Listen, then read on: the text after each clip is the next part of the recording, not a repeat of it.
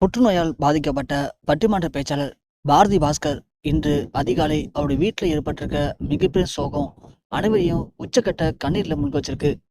தமிழ்ல குறிப்பா பட்டிமன்றம் அப்படின்னாலே கண்டிப்பா நம்ம எல்லாருக்கும் ஞாபகத்து வருது சாலமன் பாப்பையா பட்டிமன்றம்.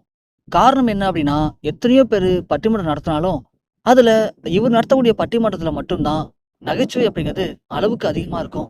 சொல்லக்கூடிய விஷயங்களை ரொம்ப தெளிவா மக்களுக்கு தேவையானத நகைச்சுவையா மக்கள் மனதுல புரியுற மாதிரி பேச வைக்கிறதுல சாலமன் பாப்பையா பட்டிமன்றத்தை அடிச்சுக்கவே முடியாது. அதுல இருக்கக்கூடிய மிக முக்கியமான பேச்சாளர்கள்ல ஒருத்தவங்க நம்ம பாரதி பாஸ்கர். இவங்களுக்கு சின்ன வயசுல இருந்தே பேச்சு திறமை அப்படிங்கிறது ரொம்பவுமே அதிகமா.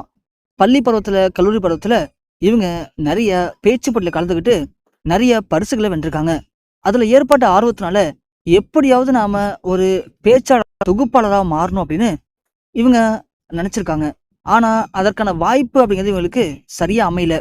அதன் பிறகு திருமணம், வேலைன்னு இப்படி சுத்திட்டு இருந்த பாரதி பாஸ்கருக்கு ஒரு நாள் அவங்களுடைய பேச்சு திறமையை பார்த்து சாலமன் பாப்பையாவே அவங்களுக்கு வாய்ப்பு அளிச்சிருக்காரு.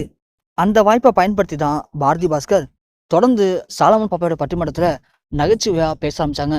ஒரு கருத்துக்களை 2 பிரிவா பிரிஞ்சு அதுல அவங்கவுங்க சொல்லக்கூடிய கருத்துக்களை மக்களுக்கு புரியுற மாதிரி நகைச்சுவை கலந்து பேசுறதுல பாரதி பாஸ்கர் மிகவும் கைத்தேர்த்தவங்க.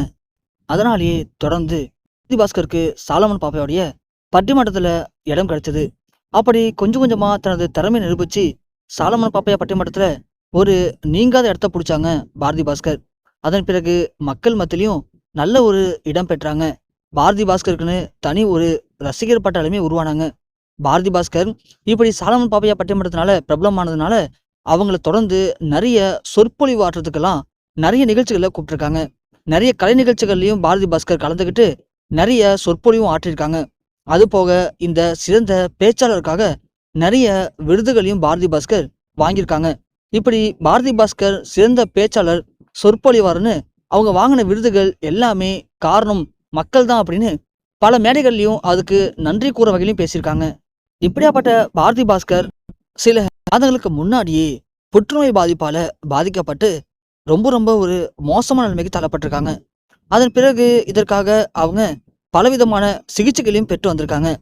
ஆனா அப்படி இருந்துமே அவங்களால இந்த புற்றுநோயிலிருந்து முழுவதுமா குணமாக முடியல.